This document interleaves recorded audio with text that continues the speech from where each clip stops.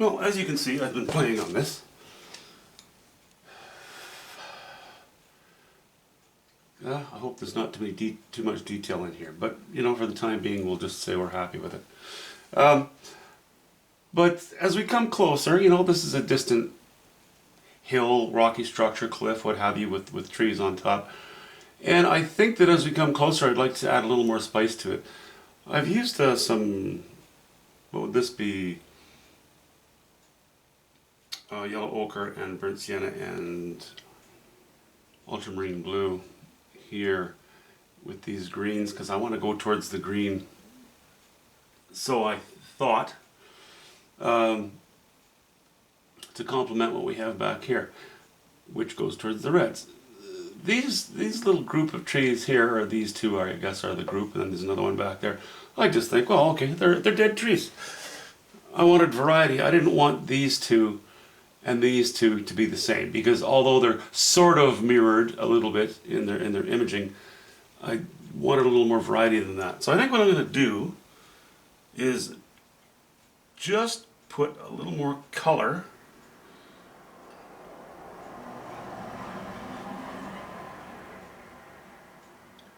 into, maybe it's not even more color, maybe we're really talking about higher values.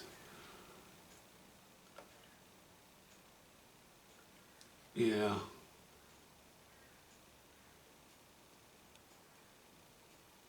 Yeah, you know, that stuff back there, that's all in the shade. We come to this row of bush and these trees, we're back into the sunshine again.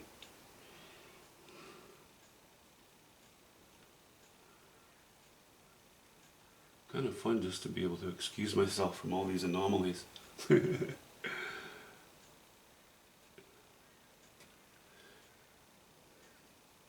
But I think it's helpful to the painting.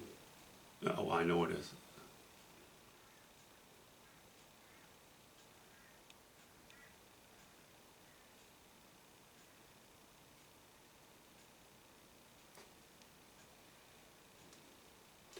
I'll just go right through here too.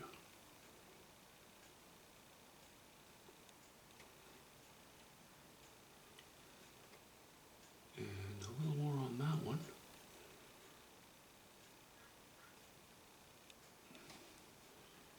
A little more light. Just wanting to bring it forward. I want a little more attention on them.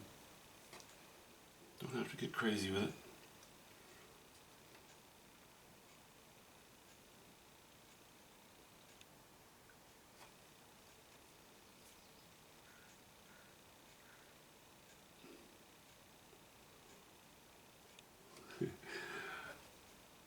I got another comment the other day. It wasn't on my channel, it was on another channel that I sometimes watch.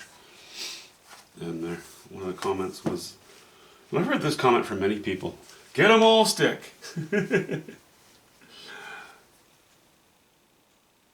I just have to tell you that I'm not against mall sticks. Personally, I'm not a fan because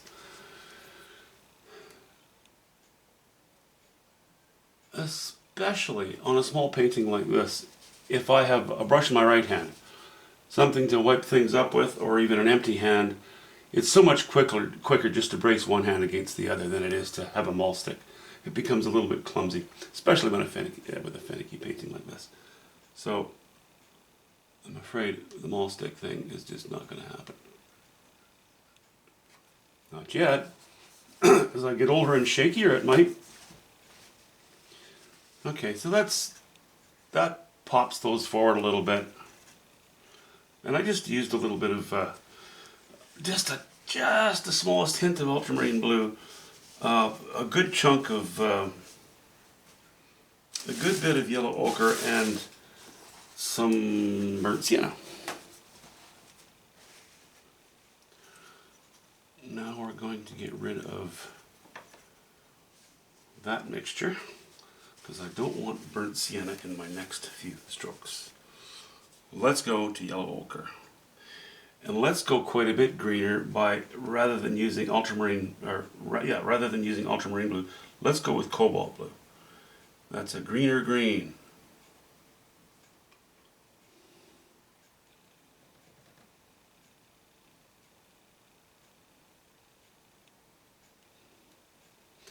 Now I would mix a little more cobalt blue into it, but seeing as I'm painting wet and wet, the cobalt blue that's already there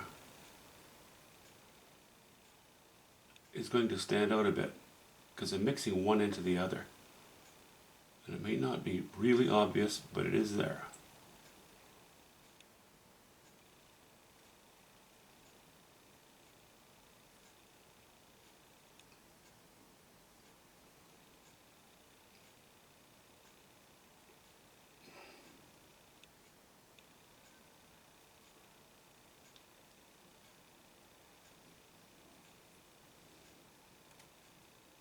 And really, you know, again, this is less about explaining or trying to qualify everything. It really is about the painting itself. The article.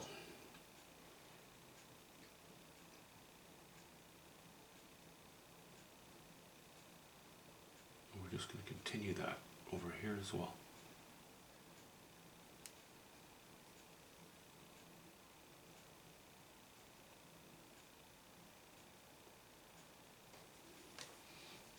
Okay, I think that works. I think that works.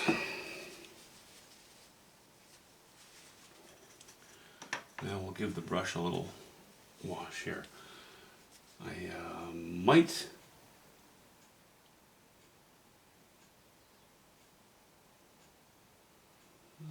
I might wait before going into this tree. Just give me a moment to think about that. I'll either hop into that tree or I will hop into a bit of foreground stuff.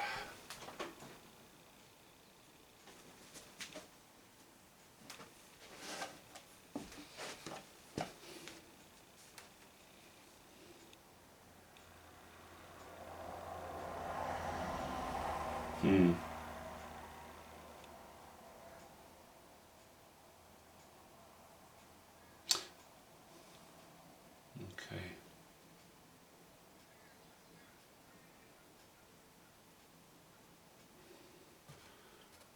I'm not sure which. I could go either way, but something is causing my brain to seize at the moment.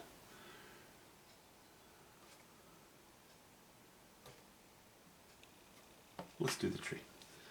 Let's do the tree. Why not? Ultramarine blue. Burnt sienna.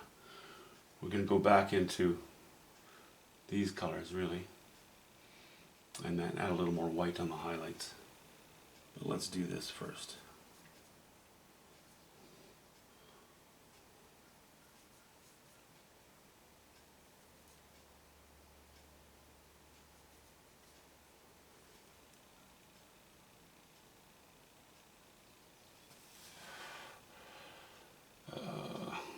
Yeah, okay.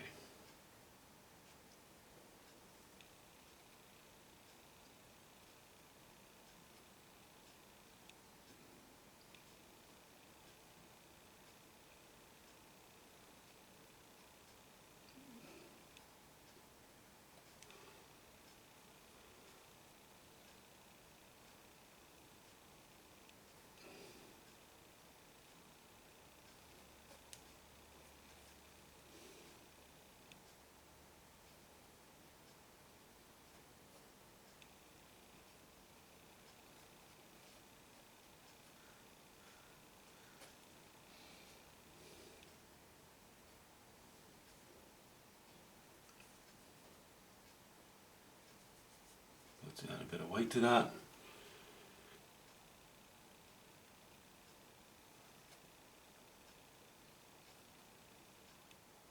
Let's not use too many strokes.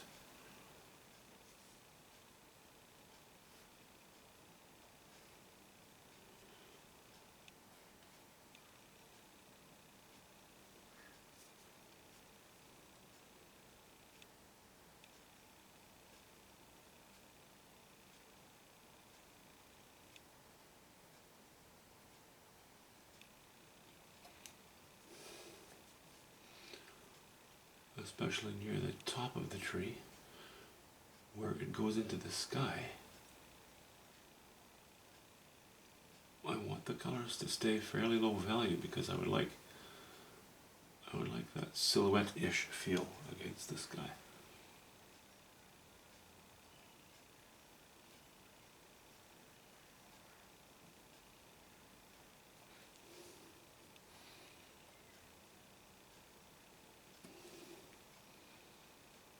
Okay.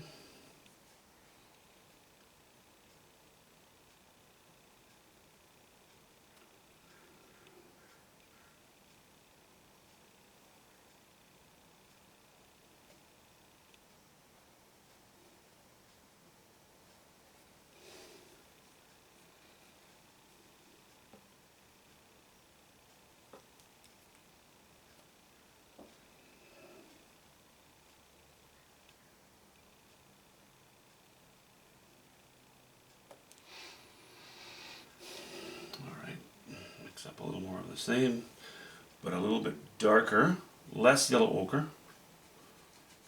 We're still going to include a bit of white, but less yellow ochre because we want it to be a colder, a little darker, but mostly a colder green. As we get into the shadows here, it's practically not even green, it's practically just a dirty blue. Okay, that's a little, maybe a little bit too dark.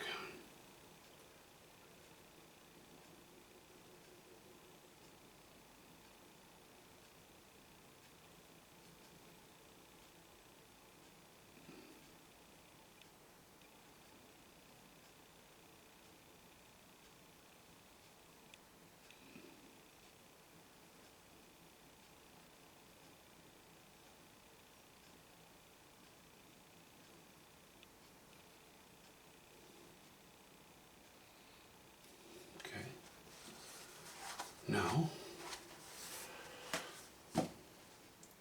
the strongest sun is against these trees. This might catch a bit of light as well. Well, obviously it will. It'll catch some sunshine. So let's continue with ultramarine blue and yellow ochre.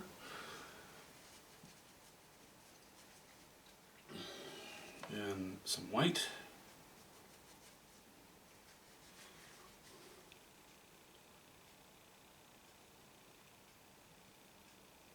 More on this edge than on the back edge because we're trying to keep our trees picking up from distant light as well as from some light that may be a little bit behind us and to the left. But I'm going to ignore the fact that light is coming from the left on these trees, and we're just going to make the light a little more ambient here.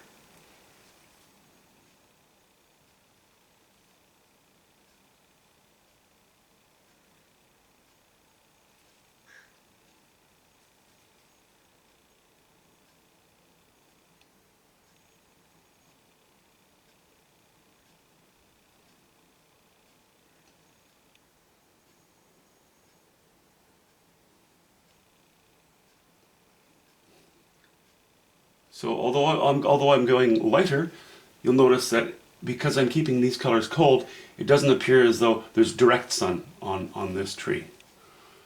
That is my thinking.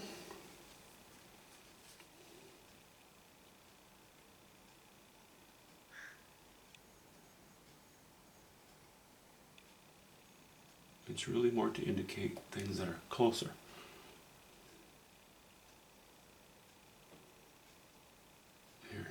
We can go a little bit lighter there too.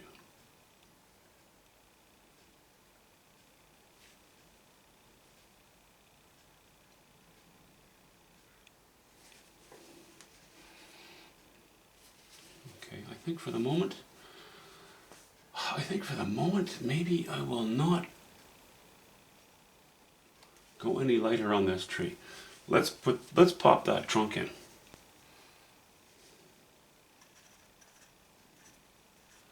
And for that trunk, we're just going to go straight raw umber and some white.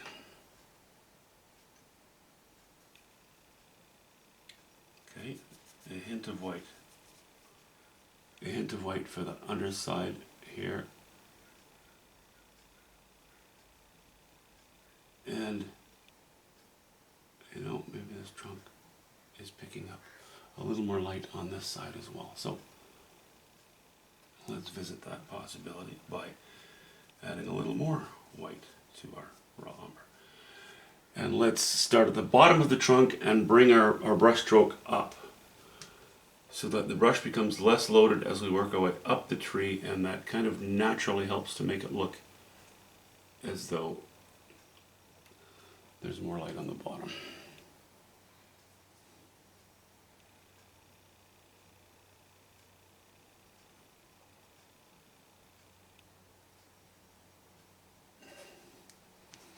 Okay, I don't think I want that trunk to be any thicker, so what I'll do is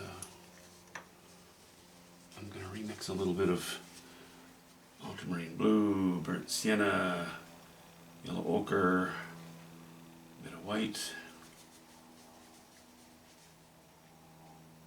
a little more yellow ochre,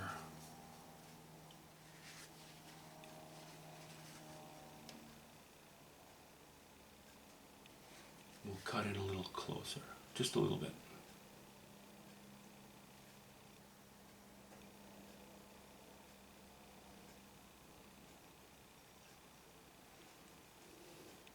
Okay.